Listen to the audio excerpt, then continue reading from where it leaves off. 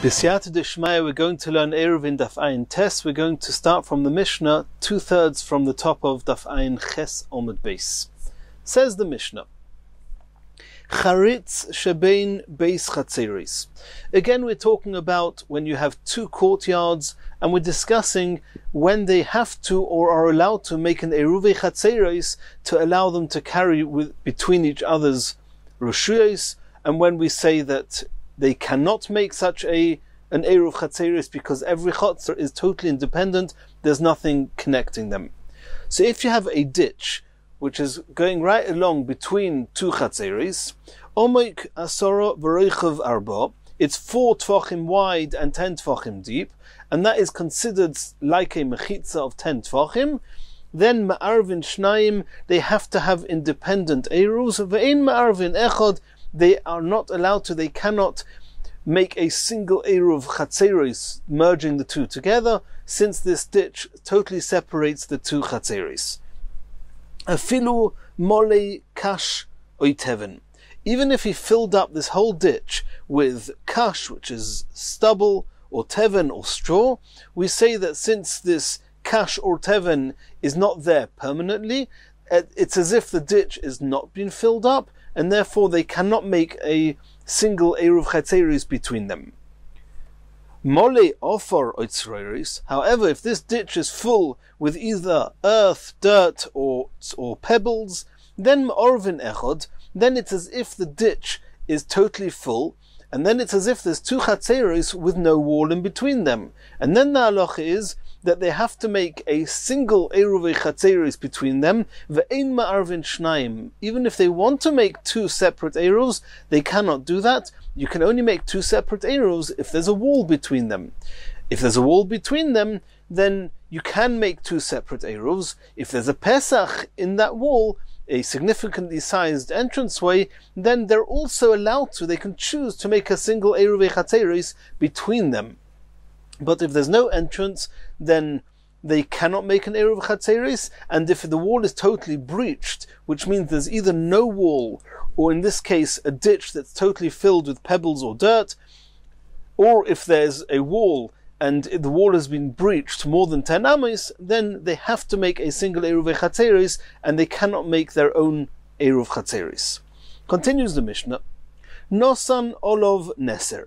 So we have these two chatzeris with a ditch in between them, and the ditch is separating the two chatzeris. However, if he takes a board, which the board is definitely long enough to go across the ditch, and the ditch is at least 4 tvachim wide, which means the board must be long enough to comfortably cross over from one side to the other. Sherochav arba tvachim. Not only is it long, and it's obviously longer than 4 tvachim to be able to go from side to side, it's also wide 4 tvachim, which means that the width of this bridge is 4 tvachim.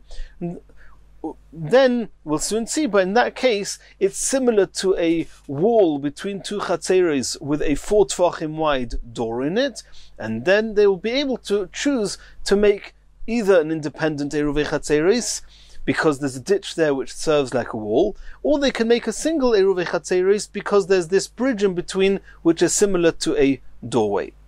V'chein shnei gezus torois.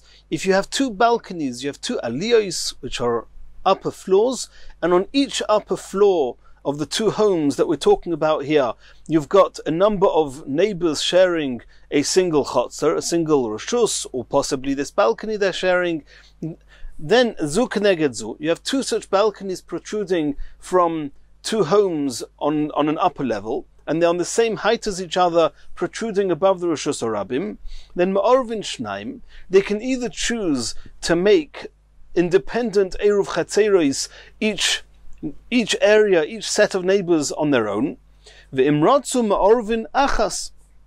But if there is a bridge between the two gezuz torois, connecting the two gezuz torois, and these gezuz torois are types of chatzeris, the areas that are shared, if there is a 4 tvachim wide bridge going between one balcony and the next, then imratzu ma'orvin echos, then they can choose to make a single united eruv chatzeris between them.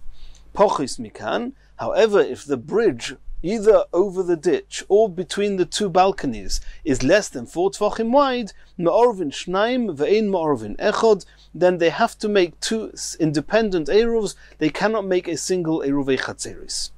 Says the Gemara, v'teven lo yichayitz.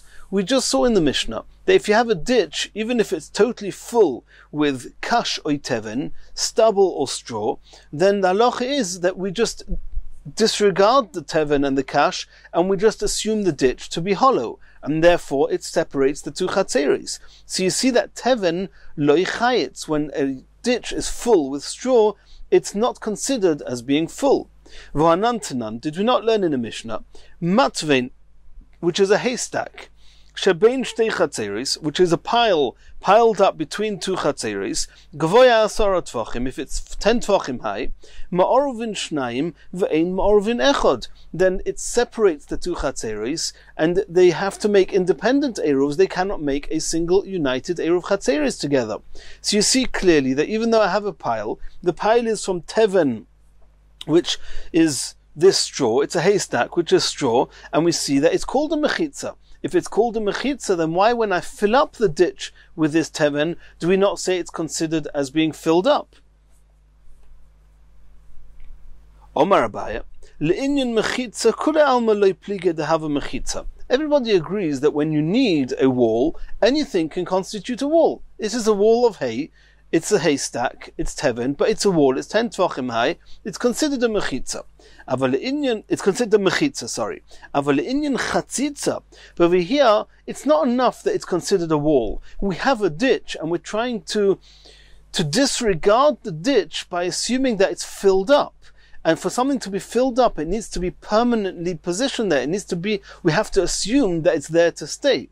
And then it's called aval inyan chatzitza, to close up a ditch. For the ditch to be considered as level and closed, then ibotlinon chayit, only if you actively or verbally actually mevatel the teven there, and you make a statement and say, I'm not intending to move the teven, in that case, we assume the teven is there to stay, and indeed, we can consider the ditch as full. But in the case where he just puts the straw there, and he doesn't verbalize his position in the fact that he's not going to remove the straw from there, lo yichayitz, and we do not consider the ditch as being closed. Continues the Gemara, mole offer. We saw in the Mishnah that if this ditch is full with either offer or tzreiris, earth, dirt, or pebbles, in that case, it's considered as if the ditch is fully closed, and then the 2 chatzeris are considered a single chotzer. And the halacha is ma'orvin echod ve'ein ma'orvin shnaim. They have to make a single eruvei chatzeris. They cannot make 2 eruvei chatzeris. Vafilu b'stama. The Gemara is saying, can we assume that this is true even when he does not verbalize that he's intending to keep the tzreiros or the offer there permanently? But none. This seems to contradict the Mishnah that we learnt. It says in the Mishnah, a Mishnah in Aholos. And this is the halacha which belongs in Mesechus Aholos. If you have a dead person, and we know that if a dead person is in a home, then the tumah spreads to the entire area inside the home, and anything in the home, anything sharing the same roof as the dead person, also becomes tomei. Anything above the home or outside the home does not become tomei. If, however, the mace is in an area which is totally blocked up, and there isn't an oihel, a roofing with a height, with an airspace of a tefach between the dead person and the roof, then we say that the tumah penetrates anything, even the ceilings, and all the way up to the sky above the tumah, above the mace, above the dead person. Anything that is there becomes tomei. So the Mishnah discusses bayis shemiluhu teven oitzreiros. You have a dead person in a home, and you filled up the home with either teven or tzreiros. Teven being straw, tzreiros being the pebbles that we're speaking about. Ubitloi, and he verbalizes that he's intending to keep the teven or tzreiros in the home. Bottle. Then we say it's bottle, we assume that it's there to stay, and then the airspace in the house has totally diminished, and then the tumah will penetrate through the roof of the house, and anything even on top of the house will become tomei. So what do you see there clearly? That teven oitzereis bitloi in. Only if you made a statement saying that you want it to be bottle, then it's bottle. But loi bitloi, if you didn't explicitly say that you want to keep the teven oitzereis in the house, loi, then it's not considered bottle. So you see clearly that even in the case of the tzereis, the pebbles, in this home, if you don't verbalize your intention of keeping it there, it's not considered bottle. In our Mishnah, it seems that if you put these tzereis inside the ditch, then it's considered as if the ditch is full, even if he didn't verbalize that he wants to be mevatel it there. Says the Gemara, and we're going to have 4 answers to this question. The first one, Omer of Huna. Man Tana Ohlois, the Mishnah in Ohlois that says that you have to explicitly verbalize your bittul, in Rabbi Yossi is the opinion of Rabbi Yossi, and our Mishnah is allowed to argue with Rabbi Yossi. Says the Gemara, Rabbi Yossi, you're saying Rabbi Yossi? We have a brisa that seems to say exactly the opposite from Rabbi Yossi. The Tanya we learned in a brisa. It says a Tosefta in Ohlois that Rabbi Yossi oimer teven ve'ein osid lefnoisei.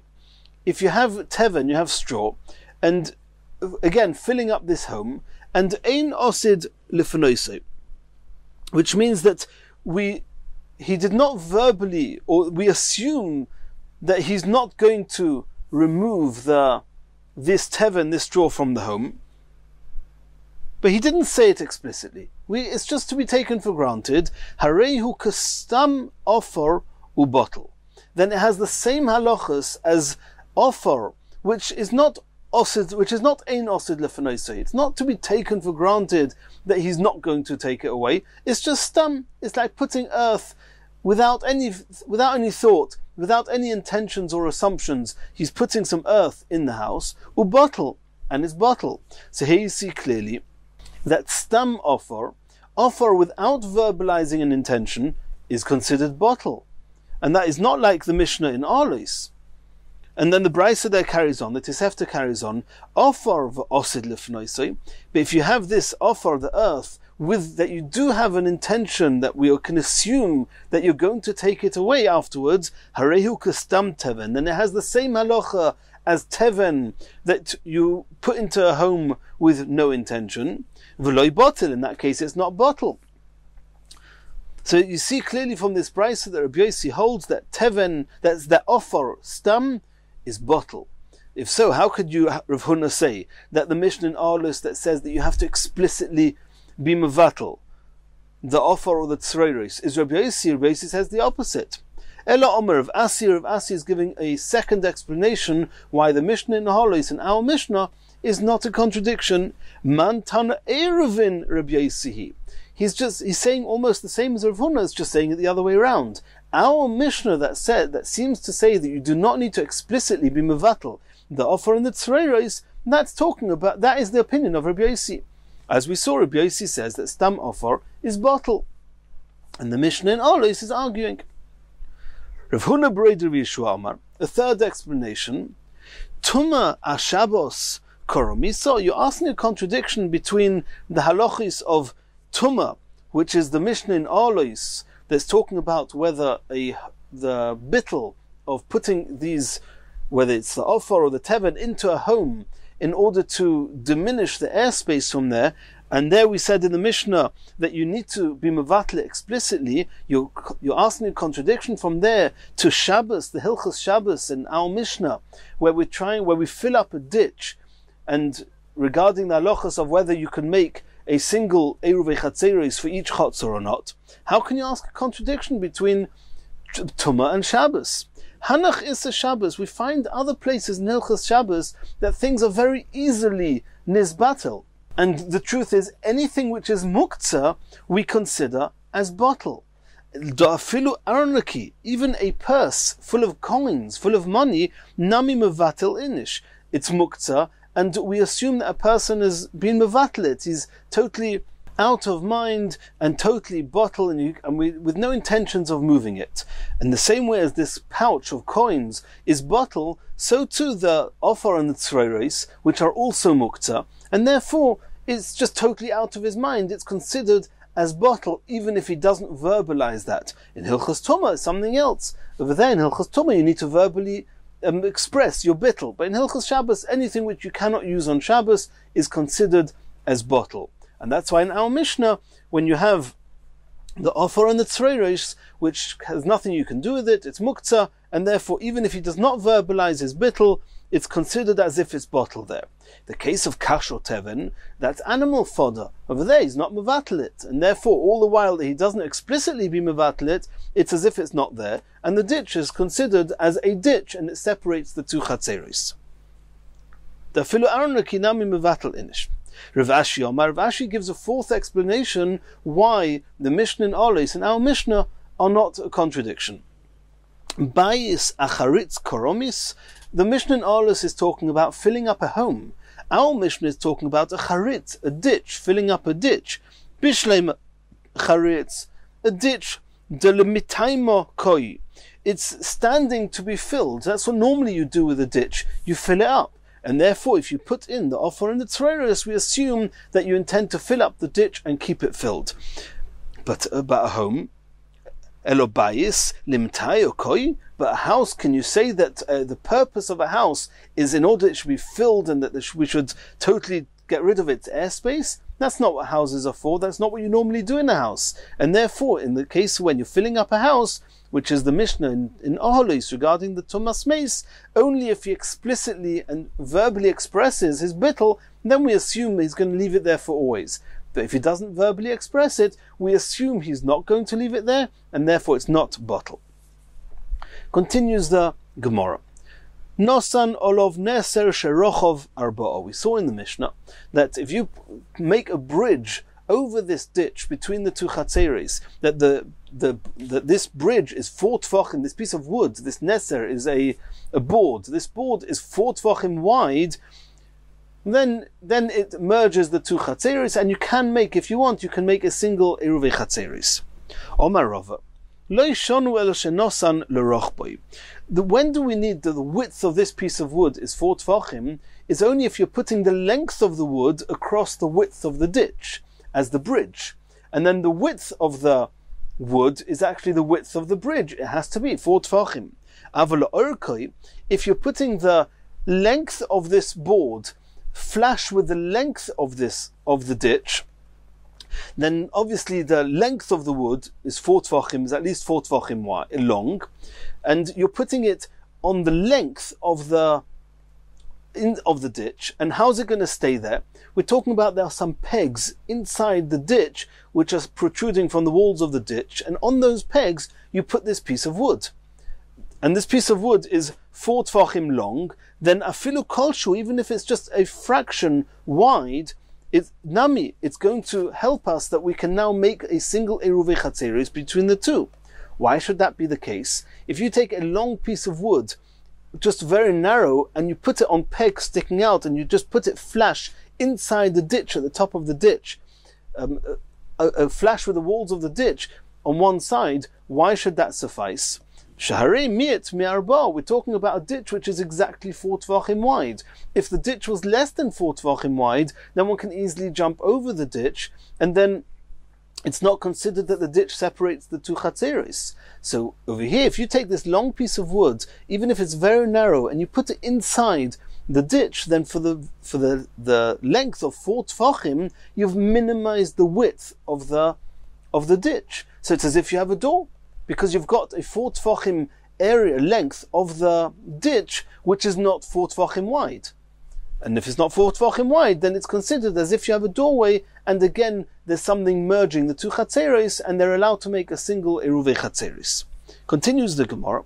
V'chein shtei gezuz terois zu keneged zu. If you have 2 balconies next to each other, both protruding over the Rosh Hashanah, that since they're not connected, then the people living off one balcony and the people living off another balcony, there's no way that they can make a single Yiruvei chatzeres unless we can actually bridge between the two. And that bridge has to be 4 tfachim wide, as we saw in the Mishnah. Says the Gemara Omarova, how do omrus zu keneged zu? In shaloi keneged zu loi. That when it says in the Mishnah zu keneged zu, it has to be that they're both protruding the same amount above the Rosh Hashanah. That means if one of them is is 10 tvachim hovering from the house. It's 10 tvachim wide. One of these balconies are hovering 10 tvachim over the Rishus Harabim, and the other one is hovering 20 tvachim over the Rishus Harabim. Then they're not zeh connected zeh. They're not completely flush with each other. One is protruding beyond the other. In that case, the bridge will not help you. If you've got the two balconies are not the same height off the floor, off the ground underneath it, one is higher than the other, in that case, also the bridge will not help. And if the discrepancy between the two, either the length it's protruding out in over the Rishus Harabim or the height above the Rishus Harabim are not the same, but it's less than 3 tvachim, or then we say that we just ignore the discrepancy and we still allow them, with the aid of a bridge 4 tvachim wide, we allow them to make a single Eruv Chatzeris. But if the gap, if the difference between the two is 3 tvachim or more, which is a concept we find with Lavud, then we cannot connect the two balconies even with a bridge. If there's not 3 tvachim in between the two, then then we just consider it as if it's a crooked, as if it's a slanty balcony, and a slanty balcony is still, if it's not slanted more than 3 tvachim, it's just considered a little bit of a tilt. They can still merge into a single Eruv Chatzeris. That's how Rashi seems to learn this Gemara. Other Rishonim argue and have different pshatim here, but that's the simple reading based on Rashi. Continues the next Mishnah. Matvein, a haystack, shebein shtei chatzeros. We mentioned this previously. You have a haystack between 2 chatzeros. Govoya asara tvachim. If the haystack is 10 tvachim high, ma'orovin shnayim, then the 2 chatzeros are considered as totally separate. They can make independent Eruv Chatzeros. Ve'ein ma'orovin echod. But since there's no doorway in between, and the wall in between is 10 tvachim high, along the whole wall, there's no part of the wall, there's no 4 tvachim length of the wall which is less than 10 tvachim high, and therefore ein ma'orovin echod, they cannot make a single united Eruv Chatzeros. Now let's remember, we have this pile of hay, of straw in between the two. So elu ma'achilin mikan, ve'elu ma'achilin mikan. The people in the right-hand chotzer are allowed to feed their animals off with this straw, and the people in the left-hand chotzer are allowed to feed the animals off the same pile. Nismai tateven me'asara tvachim. In the event that the pile, because the animals are eating from it, the pile gets lower than 10 tvachim, in that case the 2 chatzeris are now considered merged. Then ma'arvin echod ve'ein ma'arvin shnayim. Then at this point they become totally merged, assuming that the entire pile became less than 10 tvachim high. If just a little part of it became less than 10 tvachim, then it would be like a doorway. Then they would be allowed to make a single Eruv Chatzeros, but they wouldn't have to. But if the entire haystack was less than 10 tvachim high, then there's now as if there's no separation between the 2 chatzeros, and if they want to make an Eruv Chatzeros, they have to make a single Eruv Chatzeros between them. They cannot make independent Eruv Chatzeros. Says the Gemara, Omer Rav Huna, ubelvad shelo yitein letoich kuposoi v'yachil. We saw in the Mishnah that both chatzeros are allowed to allow their animals to eat from this pile in between the 2 chatzeros. Rav Huna says, but you're not allowed to, the people in the chotz are not allowed to with their hands actively take some of the hay and put it into their baskets and take it to the animals and feed the animals with it. Because there we're afraid, since when people take it with their hands, they don't nibble at it a little bit as animals do. They take large parts at a time, and we're afraid that they're going to take too much, and then the pile is going to be lower than 10 tvachim, and they haven't yet made an Eruv Chatzeros between the two, and they're going to end up carrying in a place where there's no Eruv. And therefore, Rav Huna says that you're not allowed to take, the people are not allowed to take it with their hands, they can just take the animals to the pile and let the animals eat from there. Rashi's got another explanation that that this haystack is actually muktzah, and that's why the people are not allowed to take it by their hands, but they can take the animals to the hay and let the animals eat. And the reason that this hay is considered muktzah is because it's been designated from before Shabbos to act as a wall and not to act as animal food. That's the second pshat in Rashi. Continues the Gemara. Ula oikma shari. That means when Rav Huna just says you're not allowed to take the food with your hands and put it in a basket and take it to your animals, but to take your animal and actively lead your animal to the haystack, from the words of Rav Huna, it would seem that that is okay. Shari, it's mutter. Asks the Gemara of Ha'omar Rav Huna, Omar Rav Chanina. A person is allowed to lead his animal to where there's grass growing on Shabbos, even though the animal is going to eat from the grass which is attached to the ground. It's okay, the animal's allowed to do that. And we're not afraid that because the person is trying to feed his animals, that the person is going to detach some of the grass and give it to the animals. Since detaching grass is a melocha min haTorah, we're not worried that a person is going to slip and do that. But you're not allowed to take your animal to a place where what he's eating from is muktzah, and muktzah is only an issa midrabanon, because we're afraid that if you take your animal there, then by mistake you're going to lift up the muktzah and give it to your animal, and that's a problem. And the reason that we're afraid is because since muktzah is only midrabanon, people are less careful before transgressing it, and therefore mistakes are easier to happen. So you see clearly that if something is muktzah, you're not allowed to take your animals to the muktzah to eat it. So how can it be apparent here from Rav Huna that you're allowed to take your animals to the hay, to this haystack, and to eat it? The haystack is muktzah, according to Rashi, or even if you don't say it's muktzah, there is going to be an issa d'Rabbanon. We're afraid that you're going to take too much away and end up carrying that hay. When you're giving it to your animal, you're going to carry an eichot, that doesn't have an eruv.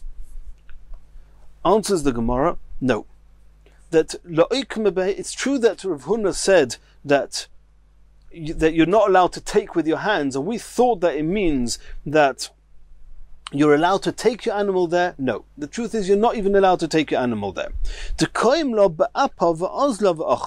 What you are allowed to do, which is why Rav Huna says you're only not allowed to take it with your hands, is in order to teach us that even though you're not allowed to take your animal there, as we saw, but you're allowed to force your animal to go there, which means you can block the way of your animal, so he should more or less be forced to head towards the haystack, and that you're allowed to do. It's not considered you're taking it with your hands, but indeed to actually lead the animal there, that would also be asr. And the Mefarshim discuss why Rav Huna didn't say that. Why Rav Huna didn't say you're not allowed to lead your animal to the haystack, and then it would be taken for granted you're also not allowed to take it with your hands. That's something which is discussed by the Mefarshim. Continues the Gemara. We saw that Rav Huna says that the person is not allowed to take some straw from this haystack and put it into his basket in order to take to his animals.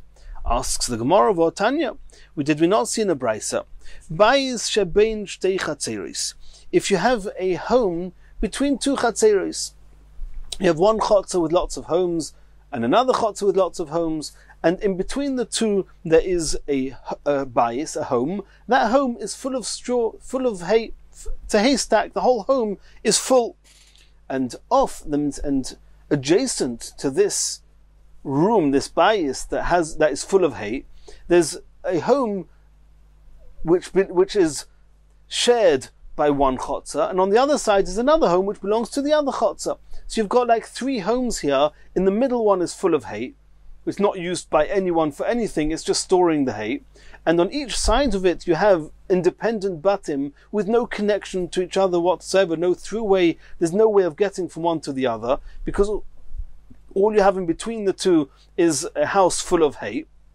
And each bias of these belongs to a different chatzah, so there's no issue with that. Umilu teven, this middle house is full of straw. Ma'arvin shnayim ve'ein ma'arvin echad. The two chatzeros, they each have to make their own independent eruvi chatzeros. They cannot make a single shared eruvi chatzeros. In the event that this middle home would not have hay in it, it would be empty. And then there's a throughway between one chotzer and another chotzer through these homes. then since there's doorways leading from one to the other, they could theoretically all make a single Eiruvi Chatzeris. But since the middle house is totally full, the middle room is totally full of hay, there's no way of getting from the home of one chotzer to the home in the other chotzer. Therefore, there's no way they can make a single Eiruvi Chatzeris.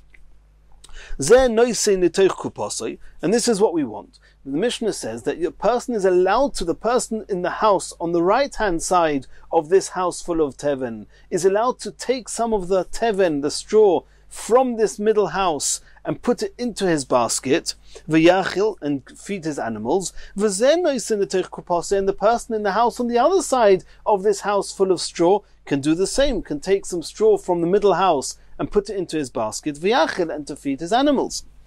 If for whatever reason, or we know what reason, it's because they're taking from this straw, the height of the straw in this middle house gets lessened to less than 10 tvachim high. At this point, the middle house is now not considered as totally blocked, as walled up, and then this middle house is actually being shared by the house on the right of it and the house on the left of it. It's like a chotzer that's being shared by two homes, and there's no eruv here. Then what? Then shnei masurim. Then either of those houses are not allowed to take any straw from this middle house, because the middle house is serving both of them, and they don't have an eruv between them. Keitzadu oisa. What should they do if they want that at least one of these people living in one of these houses should be able to take from the straw? Noel es beisoi. He blocks up his house so that it should be clear that he's not going to go anywhere near the teven. Umevatil es reshusoi, and he relinquishes his rights in that middle house to the other neighbor, to the other home on the other side of it. And then hu oiser, this person who's now locked out of this middle house and has relinquished his rights from there, is not allowed to obviously take anything from the middle house. But the fellow on the other side of the house on the other side, he's now the only one that has permission to use this middle house. He can then continue taking from there. Mutter, it's mutter. The same applies if you have a pit full of teven. If you have two cities that are about 4,000 amos away from each other, and there's a tchum 2,000 amos from each, exactly in between the two you have a ditch full of teven. So the people in the right-hand city can come to the end of their tchum, and the right-hand part of that ditch is within their tchum. The people on the left-hand city are going to come towards this ditch, also 2,000 amos, and the left-hand part of this ditch is in their tchum. Are they allowed to both take the straw from the, assuming it's yontiv, there's no problem of carrying, can they take the straw from the ditch and use it?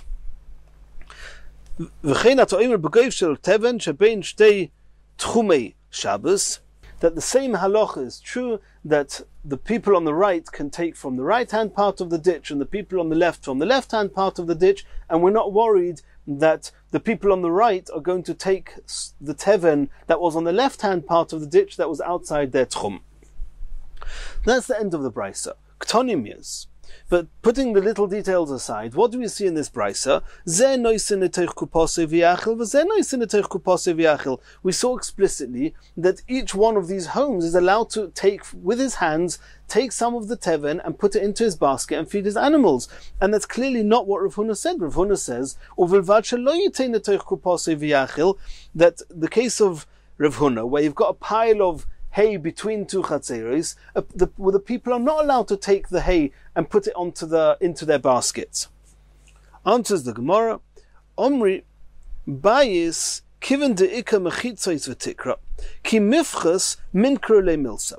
There's a difference between the pile of hay outside between two chatzeros and the house full of hay. In the house full of hay, there's a roof there. And you can see that the distance from the roof is getting more and more and more as the pile is getting lower and lower. And it will be clearly recognizable as the pile is getting lower that the pile is reaching 10 tvachim, be careful and stop. And therefore, in the home, they allowed the people to take from either side, to take from the teven.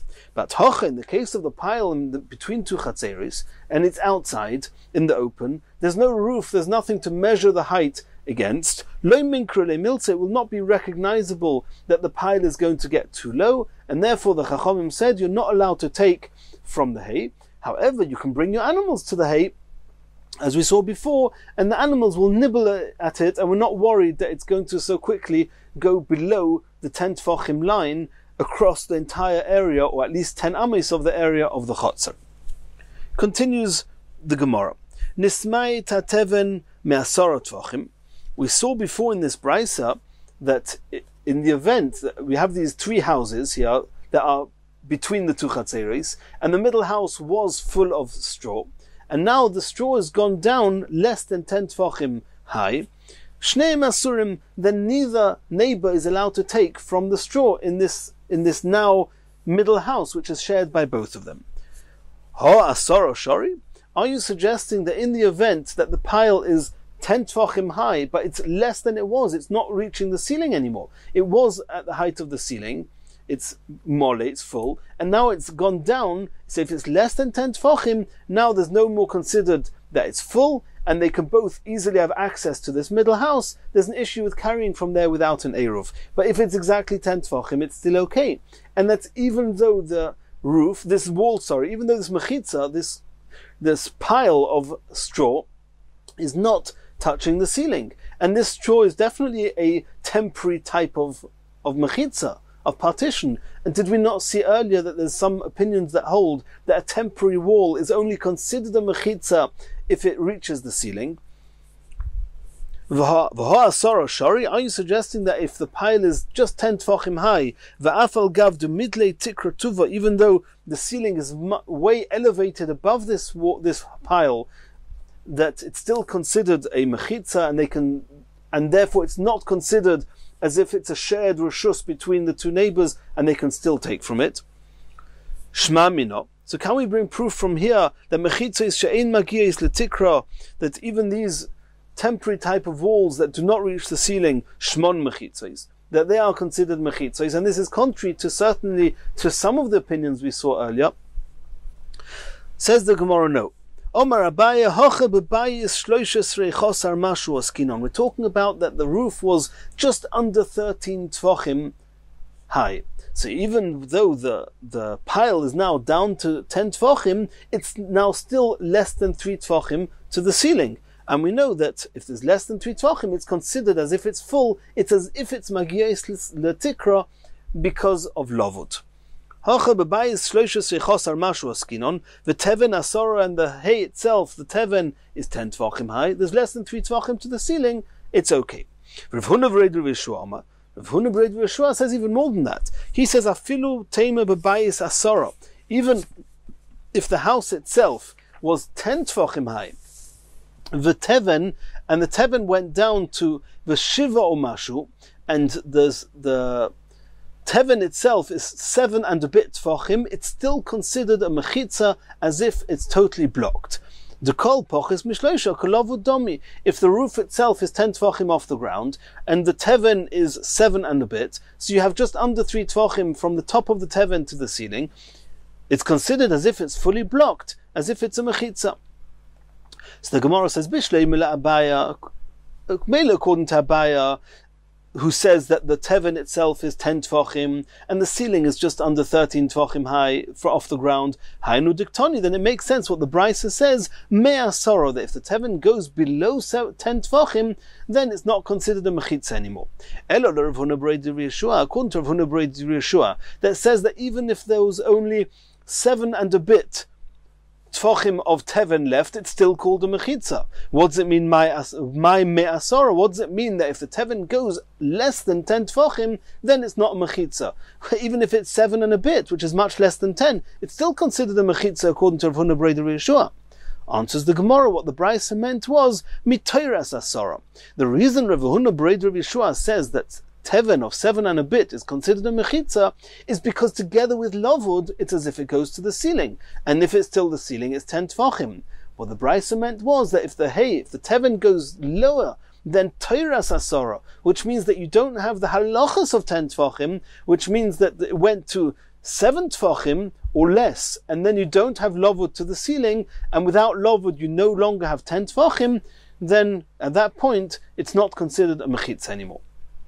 Continues the Gemara, that we saw in the Brisa before, that in the event that indeed this home full of teven went down, the teven was lower than 10 tvachim off the ground, shnei nasurin, then neither of the two neighbors are allowed to take from this hay on Shabbos, because this middle home is now become shared by the two neighbors. Till then, this middle house was considered as if it was full, it was blocked up, it was just a mechitza, and there was nothing merging the two homes on either side of it, and of itself, neither of the neighbors could actually use that area, it was blocked up. Now the level of the hay is less than 10 tvachim, so now it's an area that can be used by both. If it's used by both and there's no eruv, there's a problem on Shabbos. Says the Gemara, Shma mino, can we deduce from here that diyurin aboin b'Shabbos asurin? Even though when Shabbos came in, this middle house was not being used by more than one person. It was not being used by anyone actually in that area, it was just full of hay. And on Shabbos, in the middle of Shabbos, as the level of teven went down, then suddenly we associate the two neighbors as living in this middle house. Is that what we're deducing from this brisa? And if you remember, this is a topic we discussed earlier when we were talking about a shayara, a caravan of people, and either way we were discussing there whether it's possible to have new people joining a chotzer or a reshus on Shabbos. Do we give any significance to people that join on Shabbos? So do we say no? Since when Shabbos came in, these diurin, these residents were not there. Therefore, you can assume that you can practice the whole Shabbos as if they were not there. And we know there's a rule: anything that was okay, that was allowed to be carried in on Shabbos, when Shabbos came in, can be carried in the rest of Shabbos. We don't mind. It doesn't make any difference if there's new diurin who joined on Shabbos. And here it seems to be not that way, because these people only became associated to that middle house as residents in the middle of Shabbos. Says the Gemara, no. Dilma de'im eit me'esmel. It could be that it's true that if when Shabbos came in, the pile of teven was 10 tvachim high, then they can continue using it the whole Shabbos. Over here we're talking about that it went lower than 10 tvachim before Shabbos came in. If before Shabbos came in, it was less than 10 tvachim, so now without a mechitza, without an eruv, you're not allowed to use the area in between. Continues the Gemara, that we saw in the Brisa, Keitzatu Oisa, you now have these two neighbors, one in each side of this middle house, and both of them cannot use this middle house. What can they do to allow at least one of them to use it? Noel is based, so he locks his house. That means he blocks away his being able to get to this hay. Umavatal Reshus, and he relinquishes his rights from this now shared and common area, and now the entire area belongs to his friend, and his friend can use it. Asks the Gemara, Tarati, do I need to also lock myself out of that middle house and also relinquish my rights? The very fact that I locked the doors is a relinquishing in and of its own. It's as if I was relinquished the rights. I don't need to also then verbally relinquish the rights. Says the Gemara, Hachi Ka'omar. What the Brisa meant is, Oy noyeles base. So either just lock your door of your house, lock yourself away from that middle house, or if you don't lock the door, you don't want to close the door, then you can relinquish your rights verbally, and that suffices. A second explanation, says the Gemara, La'ilam tarati. Over here you need both. Also you have to close your door, and also you have to relinquish your rights. The reason you have to relinquish your rights is because that's what you always have to do. When you have a shared area without an eruv, one of them relinquishes their rights to the other one, and then the other one can use it. But over here, given the doshbe, since he was accustomed to use the area to take hay from this middle house without making an eruv, Osilitil Tule were afraid that if he doesn't lock the door, he doesn't close the door, he's going to, by mistake, because he's accustomed to it, he's going to continue taking from the hay even though there's no eruv now, and therefore the Chachamim said, besides for relinquishing your rights, make sure that you lock yourself away from the hay. Continues the Gemara, that in the event that they did that, who osur, then the person who relinquished his rights from the area where the hay is in obviously cannot take any of the hay. His friend, the other neighbor, who's now the only person who has rights to the area where the hay is, he can take from the hay. Says the Gemara Pshita. Of course, if one neighbor relinquishes his rights to the other neighbor, then the one who relinquished the rights is also, and the other one is mutter. Says the Gemara, no. What the Brisa was trying to impress on us is that he remains mutter and he remains osa. And there's nothing you can do afterwards that would reverse that. Tzricha. Loi, it's not pasha tzricha. What the Brisa is coming to teach us, the hodar idach ubote leile chavrei. If the right-hand neighbor relinquishes his rights to the left-hand neighbor, and the left-hand neighbor can then continue taking hay. What happens if at some point now the left-hand neighbor wants to relinquish all his rights, those rights he had on his own at first, and the rights that were relinquished to him by his friend, the right-hand neighbor, he wants to give all that back to the right-hand neighbor. The Brisa is coming to tell us that after a person has relinquished his rights, the person who's received those rights cannot relinquish them back to the one who gave him the rights, and this is something we discussed on Daf Samach Ches. Continues the Gemara that we saw before. If you have a pit full of teven, of hay, of straw, between the two tchumin, as we discussed before, that there's part of this ditch is within the tchum of the right-hand city, part of this ditch is in the tchum of the left-hand city, then we're not afraid that they're going to take straw from each other's tchum, and they can each take straw from the part of the ditch which is within their tchum. Says the Gemara, Pshita, it's poshut. If it's within their tchum, why should there be a problem with it? Says the Gemara, Loi, tzricha, it's not so poshut. We need to tell us there's an element of chiddush here. Rabbi Akiva, according to Rabbi Akiva, the Omar Tchumin Doiraisa. Rabbi Akiva says that the issa to take something from outside the tchum into your tchum is an issa min ha-Torah.